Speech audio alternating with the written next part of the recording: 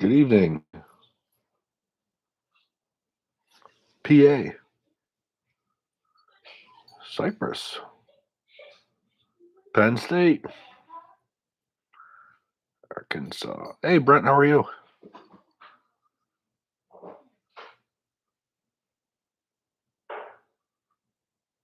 Hey, Adnan, how are you?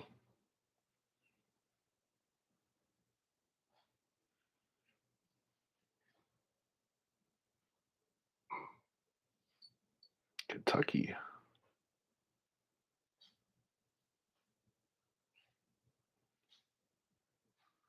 North Dakota, Big Sky, Colorado, Ooh, Alaska.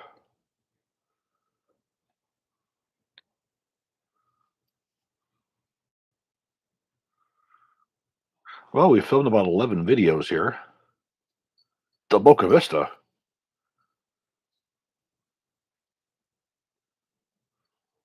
So I guess somebody from Florida.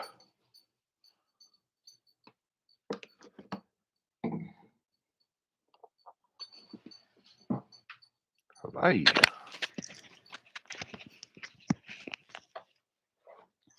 Hey, we got a Canadian? It's North Dakota. No, hey. He said ND though.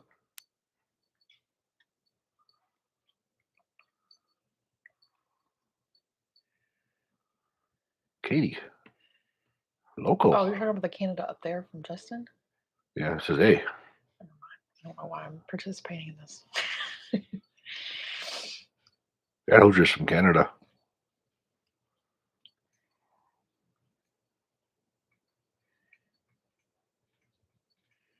What part of the Canada have you visited besides the Damaco facility? Niagara Falls. That's about it.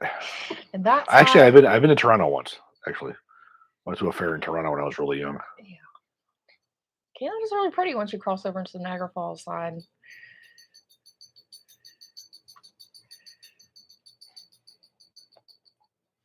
I've been to Kitchener 3 times. Oh no, he's in the ER in Oklahoma. Who is? This guy. Oh, geez, I'm sorry to hear that. I feel your pain, pal. I've been in the ER several times myself recently.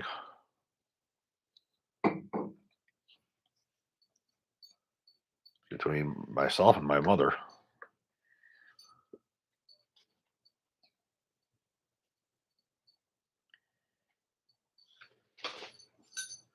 How did you guys like my trailer video that I posted? I just thought it would be fun to do when we were out at the range. I started doing some clips and stuff, and I thought it would be fun, and he played along, and of course, like part of it, has 3 seconds of me walking in the cartridges, which I thought was funny with my red toes and my flip flops. But then some people were trolling Chris and saying, "Oh, Chris paints his toes red." I'm sorry, my. I mean, I did put my face at the very end, so if you it would was think my that, foot, like, it would have first one foot in front of the other for my one. no, definitely. Like my size 8 foot, he has a size 15, so it's brutal. Okay, we're gonna kick off. If you guys have a question tonight, just pop it into the chat line. If you would like to donate during tonight's Q&A, you can do so by hitting the $sign, and you'll get priority over all the other questions coming in.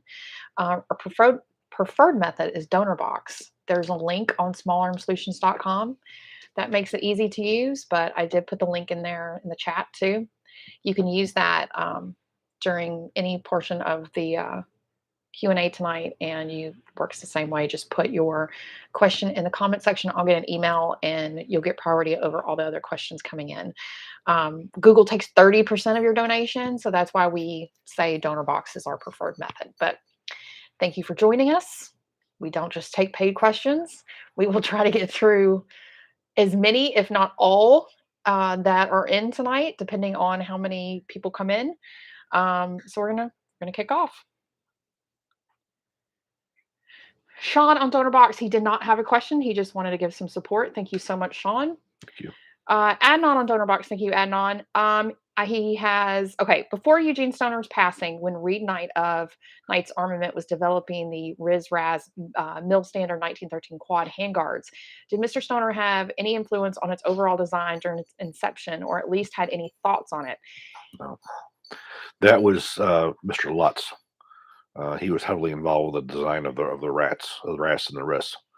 Stoner was strictly there working on firearms. Did he have any interactions with Richard Swan of Arms Incorporated when the finalized Mill Standard 1913 rail was being developed? Stoner had nothing to do with the 1913 rail. That was after that was passed off to Colt. He had nothing to do with it when he went to work for Knights. Um, the That was right prior to the type classification of the Milton 1913 rail. Dick, I have a picture of Dick with Gene once. I don't know how well they knew each other, but I do have a picture of them together once at a party of some sort. Kirk on Donor Box, thank you, Kirk. He has a friend who bought what he calls a quote "og in a bag" at a gun show. When he opened the bag, he found that it was a Microtech sanded clean, and he says, "I only know it was a Microtech from the two mags that came in it." Is anyone quote building these? The barrel is in pieces, and there is no receiver. Where would I get parts if possible? That's yeah. Steyr is importing them still, so you possibly could get some parts there. Um, I've never been really an AUG fan, so I guess I never paid too much attention to them. Uh, Obviously, with them being built and imported here, there's probably your best bet for parts would be going right to Steyr here, Star USA, and then maybe even Shotgun News may have somebody who has parts in them. But again, those there's just not a lot of surplus parts for those. They have to be imported, and that's an expensive process. And Kirk, no, I have not been able to go by the PO box. We've been doing a lot of filming, so I will get to that. Promise. Dustin on Donor Box, thank you, Dustin. Would it be appropriate to use a Chrome BCG in an XM 177 build? It would be because you have early ones. You can't say right as a specific model cut off things changed because that's not the case. As long as parts were available, they were used. You will find extra 177s with chrome carriers. You'll find ones with manganese phosphate carriers with chrome bolts. Um, you know, you will find those. So yeah, it certainly would be.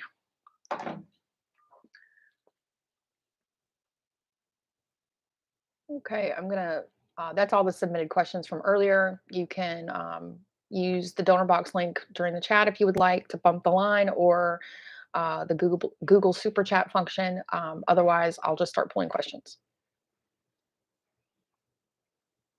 We have a new affiliate code to help you guys save some money. We just did a video on the Fort Scott tumble upon impact ammunition, and I'm quite fond of it after the testing that I did. So fond of it that I replaced it in in my handguns. But we have, if you guys want to save 10% on Fort Scott ammunition, just use the code SAS and you'll save 10%. You'll be seeing a big video coming up on that ammunition. Yeah, with gel testing and all of that, which was kind of cool for us to go out to the range with it. And BH says he liked the trailer because it had a different feel to it. It's kind of cool. And that's exactly what I wanted. I wanted it to be kind of funny, but also like, yeah, something a little bit different. And yeah, they think that it's Chris's toes. Yeah, definitely. He paints them red and he has a size 8 attached to his 6'2" frame.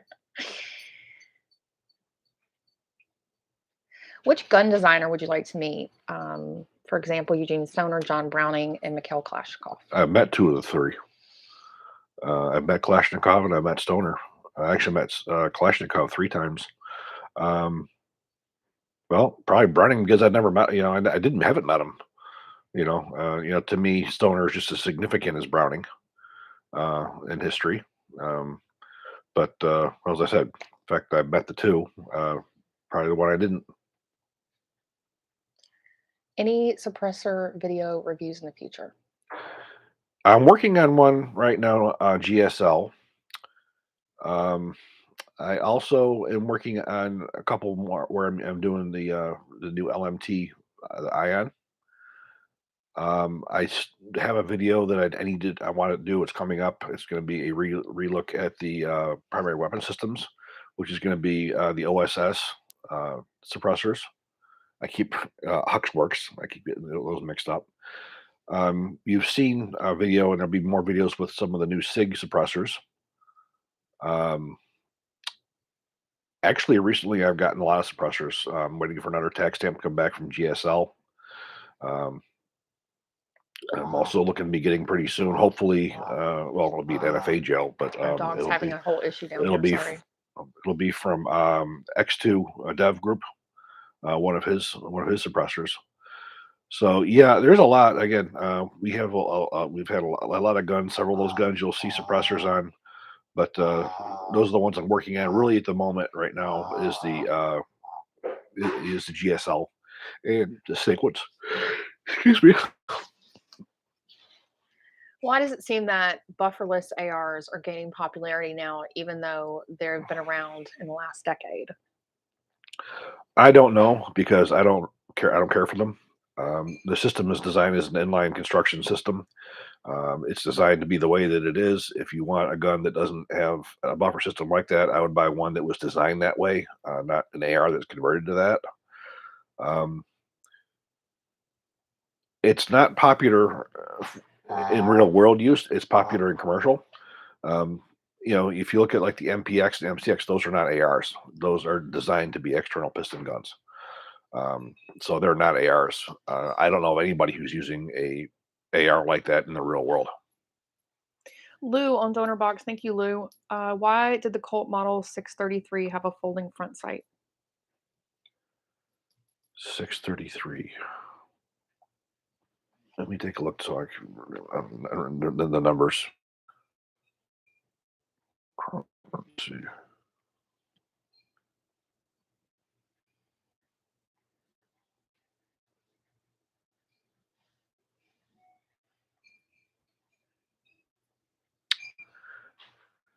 That's interesting because it serves no purpose.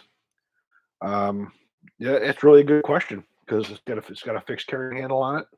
I really would have no idea why that would be there, but that was a similar one that was carried over to some of the other models as well.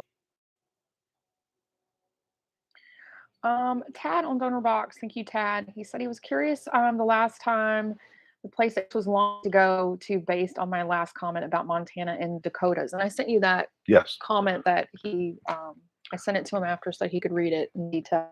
Where I really want to go is New Mexico. I want to see the trails of Billy the Kid. That's what it was. That's what it Those are was, the ones Tad. that I want to go to Lincoln County. I love to see all that, and I want to go to Roswell. Well, actually, it wasn't Roswell; it was Corona, which is where the UFO crashed. When I took my Beretta APX A1, the new APX to the range, it was shooting 6 inches low, even at 7 yards, according to others. It is because the new APX uses combat sights, not normal sights. Now I was just having an off day, but I have seen other gun tubers saying they have been having issues with the APX A1 shooting low. Have you heard this? Nope, I can't say as I've had. Oh, God, I can't even think of. I've not had an APX A1. I had an APX a while ago, quite a while ago, and I can't remember anything out of the ordinary with it. Greetings from Syracuse. Do you know if the Beretta 92X RDO will fit in an A1, A3, or A4 holsters? Trouble finding one that will work with a weapon light. My brother has a that came from me. He has a Beretta 92X with a light. Um, the holster he has is a regular 92 holster. Um, the only real difference between the two is the accessory rail. You would probably want to try to find a holster for a 92 A1. Uh, if you didn't have a light on there, the M9 A1, depending on the kind of holster. Um, the softer holsters where you don't have to have it molded wouldn't be a big deal. You can use a regular 92 series, but anything that's molded, you're probably going to have to find something that's going to be uniquely for it. Sean on Donor Box, thank you, Sean. How does Fort Scott ammo compare to Lehigh Defense Extreme Defense ammo? They seem very similar. No, different principle. The only thing that's similar is they're both machined on CNC machines. Fort Scott is a solid pointed projectile where it holds 100% of its retains 100% of its weight, and it tumbles on impact. The ones that are coming out of Lehigh, those are generally fragment. They come into 4 or 5 pieces with a pedal, and they'll have a penetrator core in the rear. Um, so they work more as a regular hollow point does. But they're still machined, sort of like the RIP with the trunk cars. Um, it still opens up like a hollow point, that they break off. This does not. This works like a 5.45 round, the way that it strikes, and it goes in, then it starts tumbling violently, and that's what causes the damage. And you also maintain penetration. You can actually go through a barrier and it strike a soft target, and it's still going to yaw where it needs to yaw and do the damage it needs to do. Yeah, so again, that code is SAS to save 10% off of that ammunition. What's the website? It's Fort Scott ammunition. I just got the information today. Sorry, Yeah, guys. it just happened today. It's very new. I talked to the gentleman over there because we did the testing yesterday, and I gave him a call and told him what I found. And he was obviously he was pleased at what I found. They were actually very generous to us to the fact that I haven't done gel testing because my channel doesn't make the kind of money to invest in gel blocks. Are expensive, so I don't have the ability to do it. They were generous enough to loan us or to give us some gel blocks to test. So we tested all kinds of ammunition. You guys are going to love it.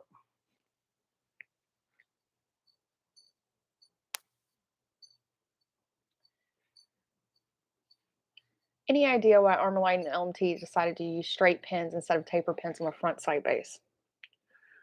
It's be honest with you, it's cheaper because to do the taper pins, you have to have left and right. They're different size drill bits, so it is a lot more expensive, and it is part of the mill spec. Taper pins are better, but they don't when they come out, they don't go back in as well. Do you yet have any experience with polymer cased ammunition? I tried getting some from the company that was making them with which entry was it? I forget what this not Sig, but why is it escaping me? The company that was here in Texas that was making it, and they had nothing they could send me.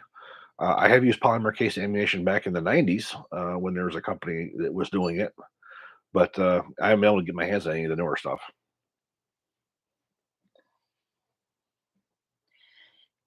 Do you have any updated thoughts on CZUSA Colt? Lots of talk of Colt management being out in charge and a large list of discontinued models. Last I heard, there was not really any changes at all at Colt in management. They're being still left to do whatever they do. Um, I don't see any real difference at all. The only thing that's happened since they took over is the release of the M5. Do you have any experience with online gunsmithing schools? Wondering if it is worth it to pursue, or are they respected by employers? I don't I don't put a lot of stock in them because there's a very simple fact that how do you do it online without having access to the guns in front of you? Yeah, like I've toyed around with having that to do that because, like, part of what Small Arm Solutions started off doing 10 years ago, long before YouTube, and we were an actual business. I mean, we are an actual business, but YouTube came way later. We had consulting schools for law enforcement and military. And so, of course, I thought maybe that might be a concept to bring to the channel and do videos or online school. And he shot that down immediately because he does not find stock in not being You able know, to, because he conducts these armor schools and they're very intensive. He doesn't understand how that's possible to be done online. And how could I teach you online like this to build an AR-15 when you don't have the parts in front of you to do it yourself? You know, it doesn't work. Unless they do something where they actually send you stuff. But well, you have to have an FFL for them to send you guns to work on. You need to have something where you're actually going to go there. and you're gonna be at the school. You're gonna have access to all the different guns. You're gonna be able to take the stuff apart. You're gonna be able to do the modifications. You're gonna be able to learn how to do the machining that needs to be done. I don't know. To me, it's not very viable.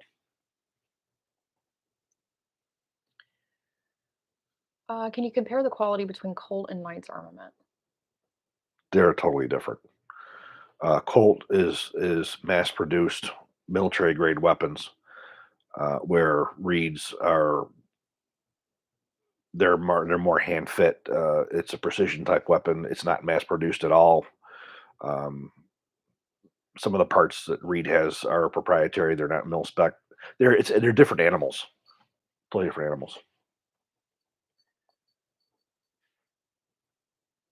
What's the difference between a low shelf and an M16 cut lower? I was looking at the H&R retro lowers, and Mike said that they're low shelf but not M16 cut. Can't really find anything from Google. Low shelf means you could drop in a registered lightning link, which also means you could drop in an auto sear, except they don't have the hole for the auto sear in the side. Um, Basically, that means it's cut the same way a regular selective fire lower receiver is, minus the hole for the auto sear. But the auto sear would still fit in, just like the registered lightning link would fit in as well. That's what low shelf means.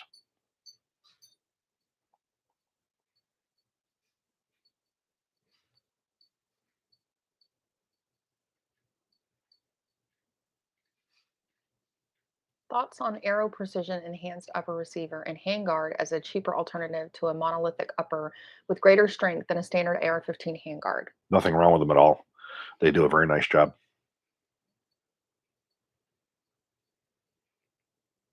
I'm quite fond of most of the things that Arrow puts out.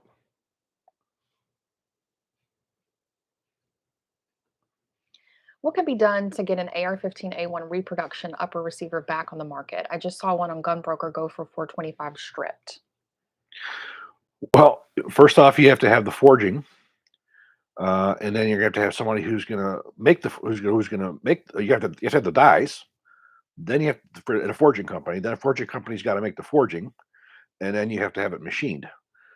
So you got to look at what it would cost to to make a forging die, and then look at what the cost and the availability of a forging company manufacturer, and to be in man for it to justify those costs. And initially, they probably cost just as much as that does until unless they made a good number of them. It would probably be a very, very expensive uh, proposition. Michael, that's really good to hear. He did use our code for the Manta wrap on his Caracal 816, and he said no more heat after multiple mag dumps. Yeah, I Yeah. love Manta rail covers. They're really good. Chris has been working with Frank over there for like Like we've 15 said years. many occasions, when if it's something that I there that I have an affiliate code, it's stuff that I believe in. It's stuff that I use myself and that I endorse. And that's the way I felt about Manta for many, many, many years. And after my testing with the Fort Sky ammunition, I'm about the same with that, where I think it's a awesome product and I will be using it myself. And that's the only way I would bring something like that to you guys. And the Manta code changed a while ago. It used to be like SAS 10, but then they had some issue with some computer issue and they had to change it. So now what is it? Is it bar 10 or bar 20? Let me look it up. Bar 20. It's bar 20 and you get 20% off. Sorry. Or you plug it in here. Yeah, it's bar 20 and you get 20% off everything on the Manta website. So that's a really good one. Yeah, bar 20. Thank you, Michael.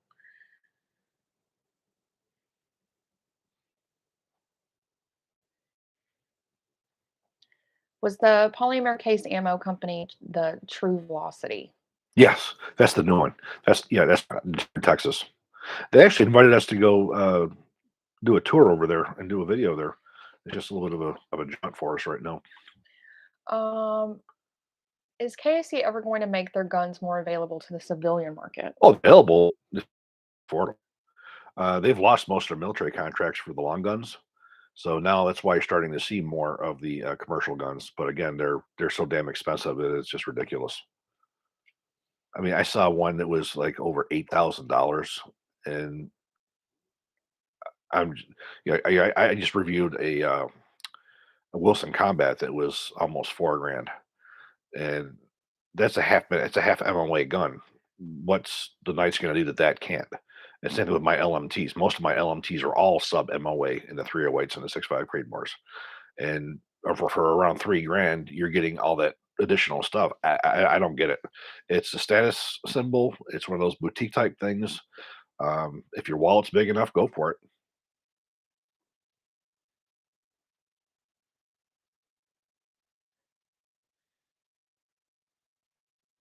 Are you ever going to take a look at the 10 millimeter 40 cal MP5s? Will the bolt hold open release button? I have to be able to get my hands on them. That's something I can't get from HK. I probably could get a UMP, and I think they only have those in 9 millimeter. There's a lot of things I would really love to get my hands on, but as again, I just don't have access to them. And as time comes where I do, I would love to. What 16-inch barrel would you choose for an AR-308 hog hunting home defense build? Actually, quite frankly, there's a lot of nice ones. Um, Actually, for an AR-10, I don't think I want to use for a home defense gun. Go through the walls. A hog gun, excellent. You know, some of the barrels I've been recently working with are Centurion. I'm sorry, not Centurion, but Criterion, which I've been very pleased with, and of course Faxon. Those are two excellent barrels, and I like the Criterion because they're chrome plated, which is a big deal for me. The Faxon barrels are not chrome plated; they're nitride, but they're accurate as hell, and they don't break the bank.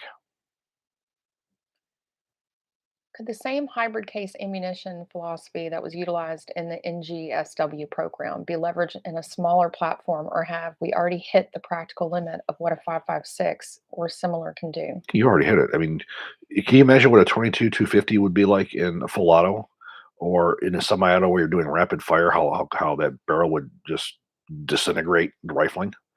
Uh, you know, eh, until we get some super new alien influenced steel, barrel steel, I don't see. We've reached that plateau with metallic cartridges. Glad to hear your positive vibes on Fort Scott. Which calibers have you tested? Just the 9 millimeter so far. I talked to one of the guy I talked to today. I said I want to take a look at their 5.56 next. Because again, I'm expecting it to be very similar to the 5.45 in the way that it performs, and that's what I'm expecting. When I first tested this ammunition, I had no expectations for it at all. As I said, when I watch other people's videos, I do things myself, especially when it comes to ballistics, is because I've got the forensics background and ballistics background. I'd rather do it myself and see for myself how it's going to work.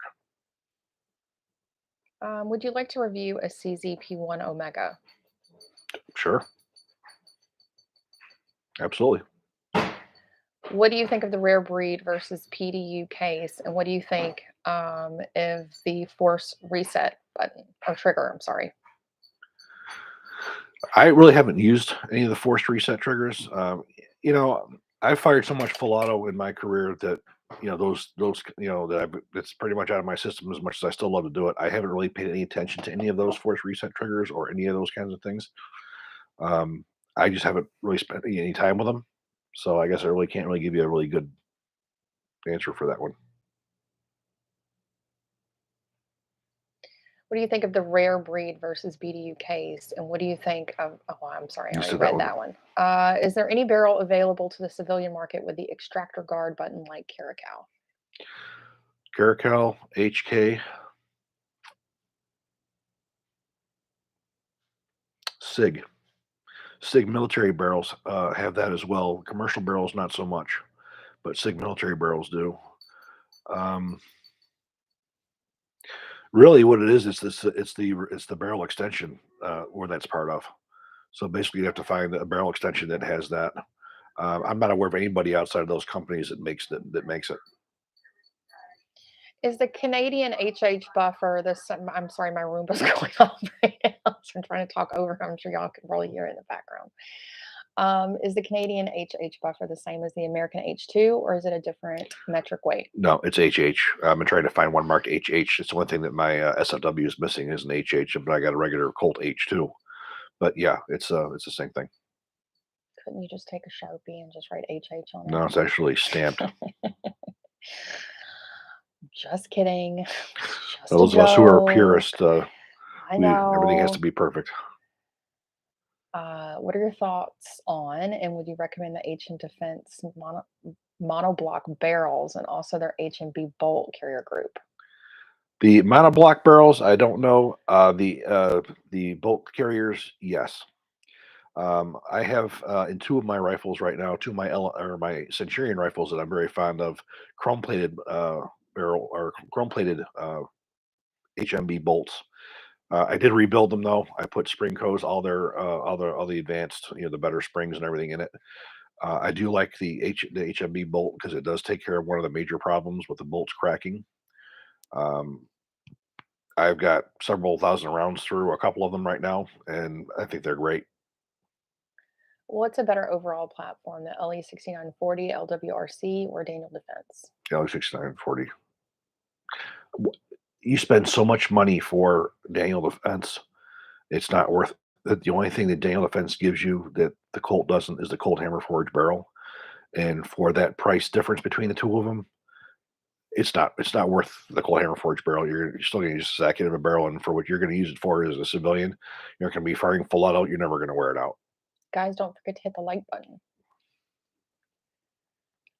Did you put any stock into the new videos of SIG P320s going off in people's holsters? You know what? Working in forensics, if that was supposed to happen, it would have to come into a lab, and we would have to try to duplicate the situation. And very, very rarely has anybody been able to duplicate a gun going off by itself. If you look at all these situations with Glock, where people said that they went off by themselves, it's been found that that's generally not true. When you look at the design of these guns, the only way they're going to go off is if you pull the trigger. And no one wants to admit that people would rather lie and say it was the gun's fault than their own fault because they don't want to embarrass themselves and go after a manufacturer. Um, I carry a P365 in a pocket holster. I just switched over from a Glock 45 to a Sig P320 X compact. So I have no worries at all about it going off in a holster. Um, again, a lot of these stories you really need to take with literally a grain of salt. Joey on Box, thank you, Joey.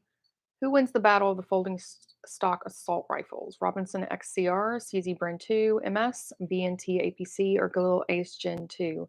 Which is most accurate and which is most durable? Well, the Gill Ace Gen 2 stock sucks. The Robinson armament stock is very good, except that he needs to put a rubber O-ring on the tightening the thing he used to tighten it because it comes loose.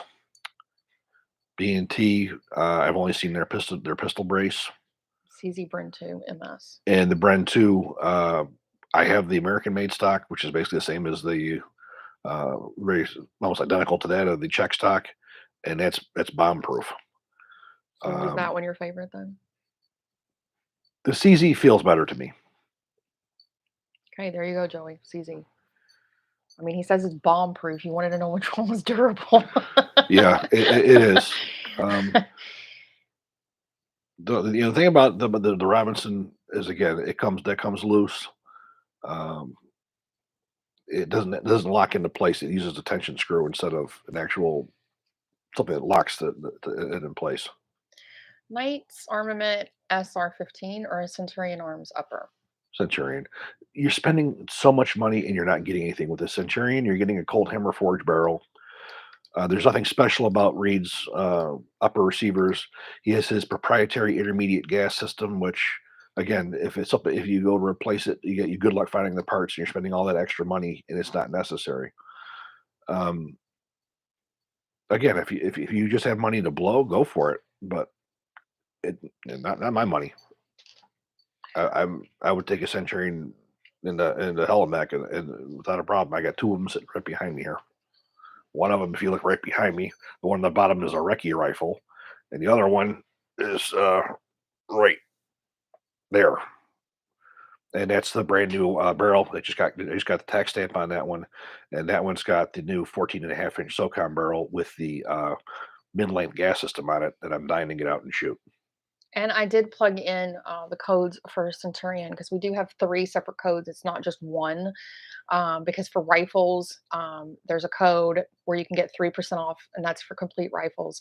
Then there's a code for uppers and lowers, and that's 5% off. And then everything else on their website, all their triggers and barrels and all that other stuff is going to be 10% off. So that's going to save you some money when you're making those large purchases. So those are there.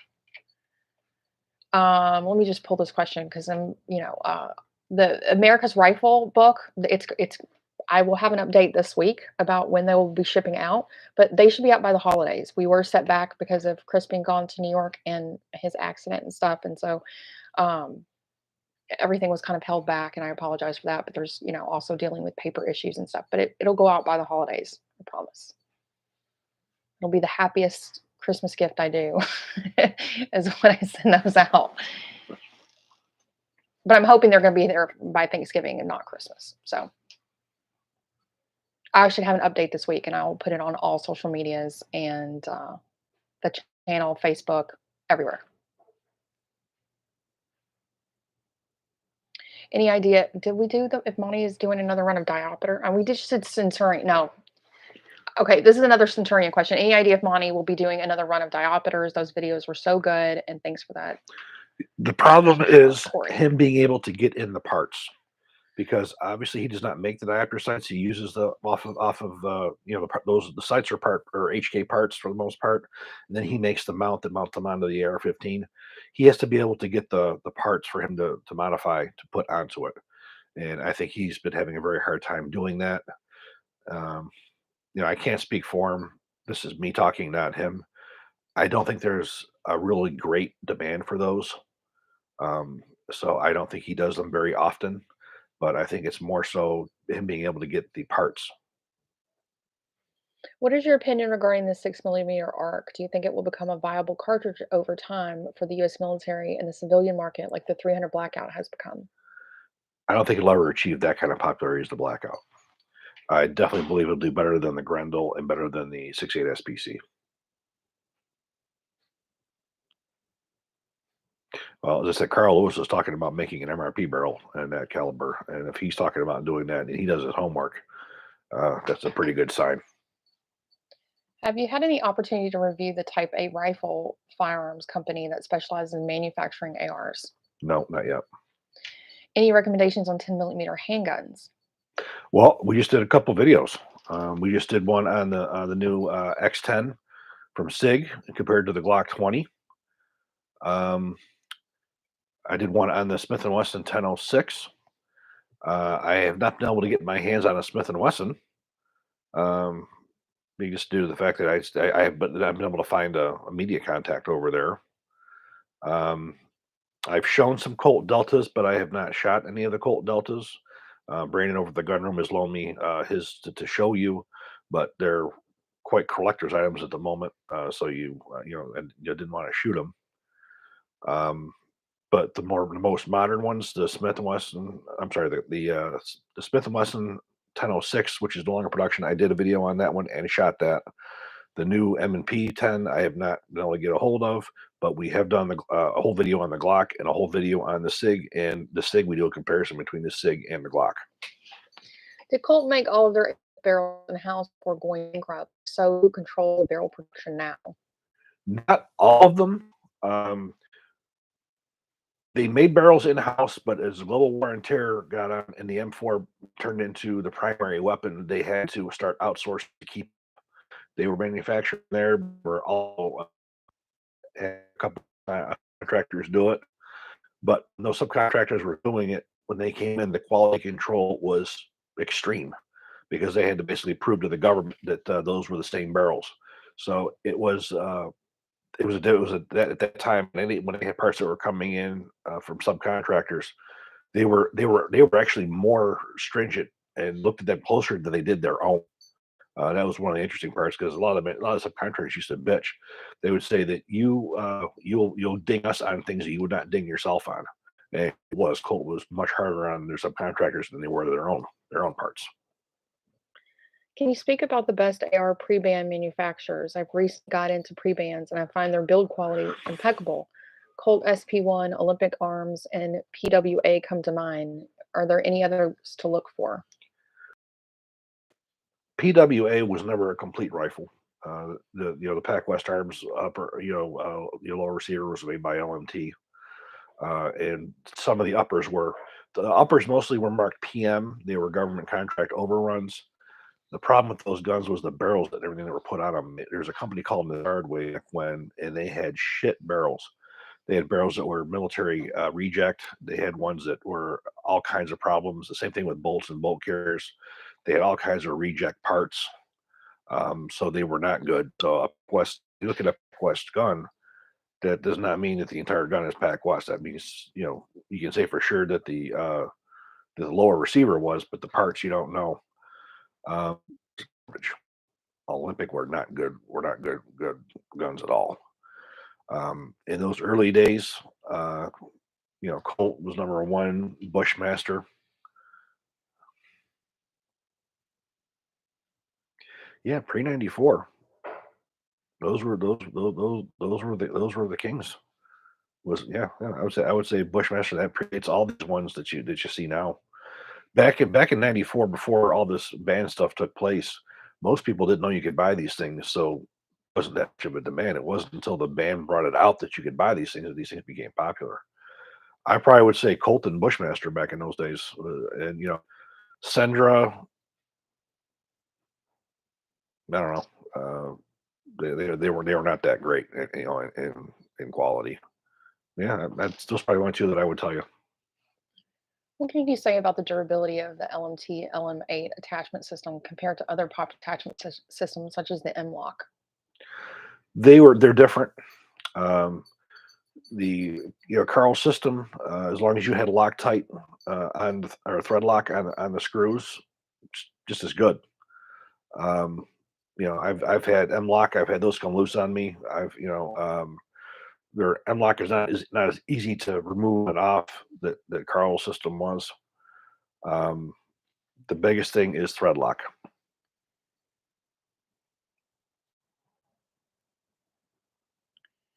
Joey on Donor Box, you Joey. Oh, he said you misunderstood my question. Which of these four rifles would you choose? Robinson XCR, CZ Bren 2 MS, B&T APC, or Galil Ace Gen 2? Knock the Galil Ace right out immediately. Um, when you talk about the XCR, you're talking about a different kind of a gun with interchangeable barrels. He wants to know which is the most accurate, durable, and the highest quality out of those choices. Accurate, I probably have to go with the XCR. Reliable, I probably would say the CZ. The XCR, as long as it's tuned right. These are not easy questions. They're not simple. There's a lot of variables that go into them. Um, if I had a combat rifle, I would take the CZ Ren 2. If I could mess with it and I could use it for what it was designed for, the XCR. Should I change the locking block on my Beretta 96 Centurion? Unless you've got 7 to 10,000 rounds through it, and it's an older one, I wouldn't bother. If you've exceeded that and it's older, then I would. But you'd be able to tell because you'll be able to start to see little pits on the face of the locking block on the lugs. Once you start seeing that pitting, then you know it's time to get rid of it. Having some issues with excessive gas ring wear in a couple of rifles with fairly new BCGs. These rifles are overgassed. Can this accelerate wear, or is it more likely that the carrier bore is rough? It's more like there's a kind of a burn there.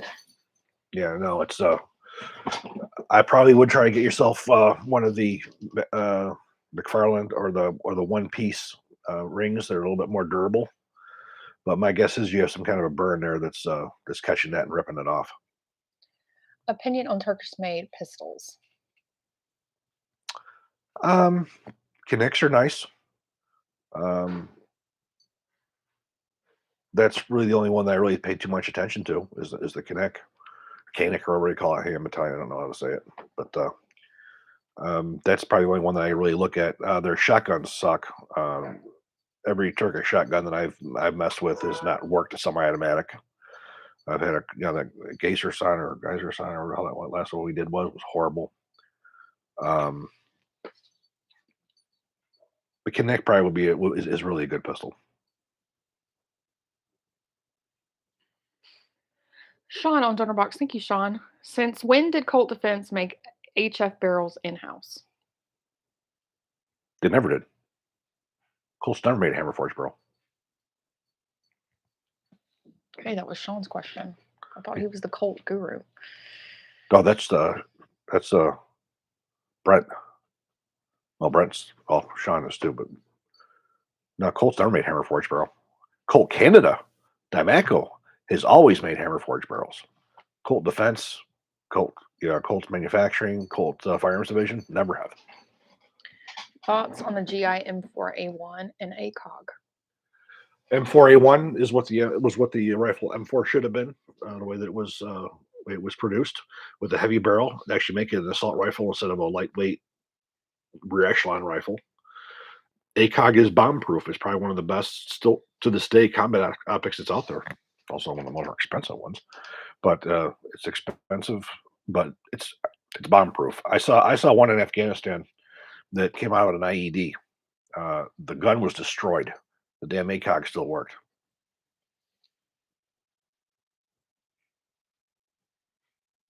Was Eugene's original idea for a top charging rifle really that bad of a charging method? The problem with that was it got hot to begin with, and its latching mechanism was not nearly as good as the rear charging handle. And also, it was awkward. I've never liked the top charging handles myself. It just was. It was also user driven too. That people wanted. It was easier to pull, with both hands than it was to just try to put one finger through. Um,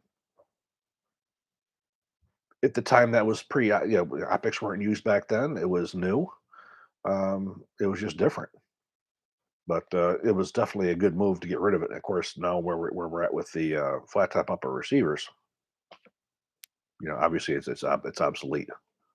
Thoughts on the Geisley URGI? Mil spec. It's used by SOCOM. Cold hammer forged barrel. Um, Ultra expensive. You're far better off getting a cold hammer forged barrel and one from Centurion and building it up with a more reasonable handguard, which is like one of his, rather than one of those big, heavy, bulky ones that Geisley uses. That adds a lot of weight to it. I just built up a receiver this afternoon.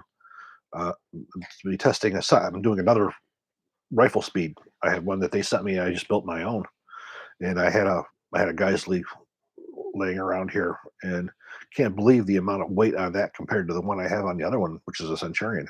And what does it do for you that the Centurion doesn't? Not a damn thing. It just doesn't. It just costs a hell of a lot more money. Do you think the Mark 12s are still relevant?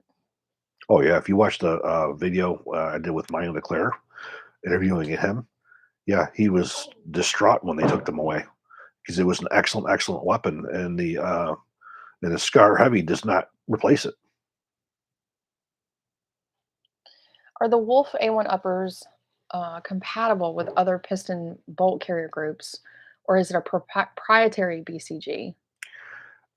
I've never tried any other one with it. The problem would be is the location of the tombstone. Um, the only one that's really similar to that is the Colt, but I've never tried it. I would not either. I would stay with the OEM on those. I'm not sure because again, I've never tried it. I've got both here. But I've never thought to pull one out and put the other one in. Sean says he is the Colt guru. I knew you were, Sean. I Yeah. mean, nobody is doubting you. He said D34 asked, when did Colt make HF barrels in house? And Chris said they did about 10 minutes ago. He said, I was just proving a point. I get it. I have zero reading skills. Oh, I'm sorry. I never don't remember the question. But no, Colt has never USA has never done that. How do you feel about the industry shifting from quad rails and heavier barrels to M-lock and lightweight barrels? Do you think that there are durability issues, or do you see these trends as advancements? I tend to always like the quad 1913 rail. Going to the lighter weight M-lock is not a bad thing. If you use good M-lock covers and they're or good M-lock rails and everything, they're good. The barrels, on the other hand, everybody wants to go lighter. The problem with lighter barrels is they will overheat quicker with use.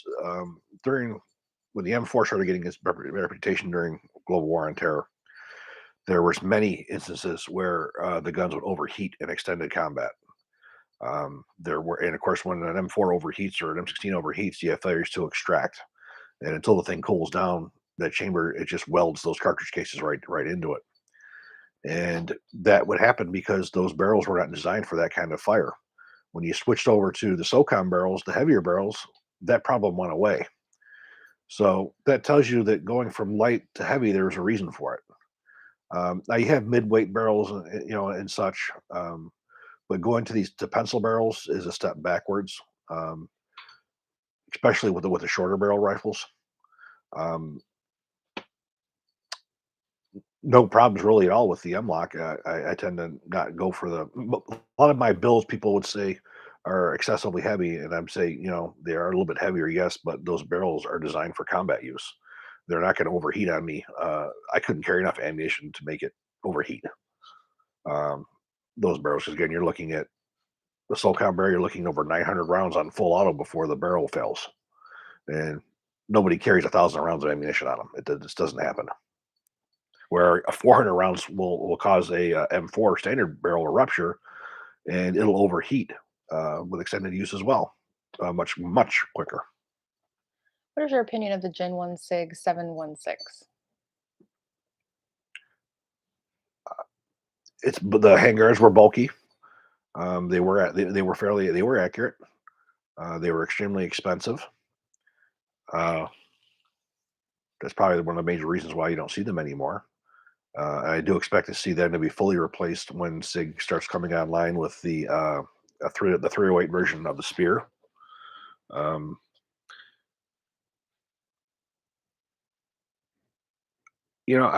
I've got several SIG guns. I do have a 516. The 716 just never did anything for me, which is why I don't have one of those in my collection or my reference collection here. Um, I prefer that rifle with an internal pistol system like it was designed. Um, I don't see the benefit to it having it like that. If I want an external piston version of a 308, you got plenty of them out there. You got Scar, you got the Scar, you got Fowls, you got all kinds of rifles. Has anything groundbreaking come out since Browning and Stoner, not material science or refinement? If you look at everything you see today, it's every pistol is still off of pretty much Browning's design, and most of the combat rifles you see today are either AR-15 or AR-16, AR-18. They all come off of that. That technology is used on everything that's modern today for Stoner. That's why a lot of people say, well, Browning was the god. Well, if you look at Stoner, you look at the M16 M4, most popular 5.56 rifle on the face of the earth. Then you look at his AR-16 operating mechanism and his AR-18 and AR-180.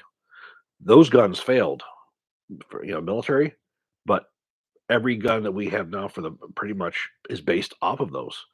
The Scars, the G36s, the Tavors. Um, there's a whole bunch more. I'm probably escaping my mind. They're all based off of that AR-18 system. So you're looking at Stoner. So you're looking at 50s or 50, 60. You're looking at 70 years now. Um, and his stuff is completely everything that you see coming out new modern is still based off of his designs. What do you think of Landtac winning the UKSF rifle contract?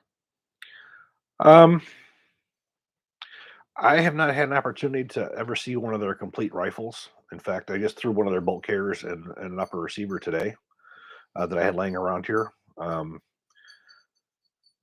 as I said, I don't comment on things I don't have any kind of experience with, and that's one of them. I've never even held in my hands a complete Land Tech rifle. Well, guys, thank you so much for joining us, Chris. Thank you very much, and we hope to see you soon.